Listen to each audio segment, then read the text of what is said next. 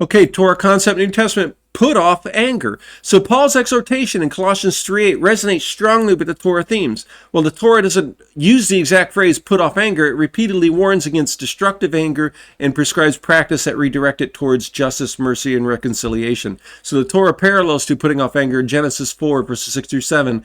God warns Cain, "Why are you angry? If you do well, will you not be accepted?" Anger is portrayed as a dangerous impulse that must be mastered, not indulged in.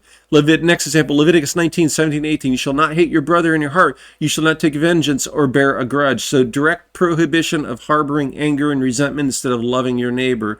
We're instead to love our neighbor. In Deuteronomy 9, we read, Israel provokes God's anger at Horeb, but Moshe intercedes, showing divine anger as just but also restrained, models intercession instead of retaliation. Deuteronomy 19, cities of refuge are legal structures that are designed to restrain human anger and prevent rash vengeance. Exodus 23, help your enemy's donkey if it is struggling, commands kindness towards our adversaries, countering anger and with compassion. So the key observations: 1, anger as a primal danger. Genesis 4 frames anger as a gateway to sin. Cain's failure to master it leads to murder, and this is the Torah's earliest warning about unchecked wrath.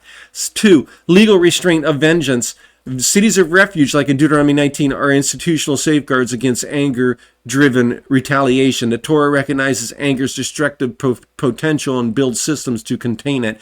3, love as antidote. Leviticus 19 is the clearest parallel, forbidding grudges and vengeance, commanding love instead. Paul's put off anger is essentially a restraint of this covenant ethic. And 4, divine model. God's anger is real, but tempered by mercy. Israel is called to imitate this balance, slow to anger, abounding in steadfast love. The Torah's approach to anger is preventative and transformative.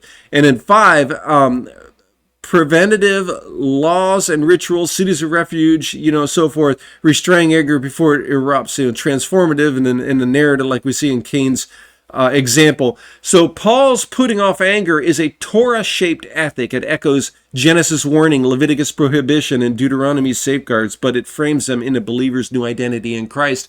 This is how Paul taught Torah. The Torah has not passed away.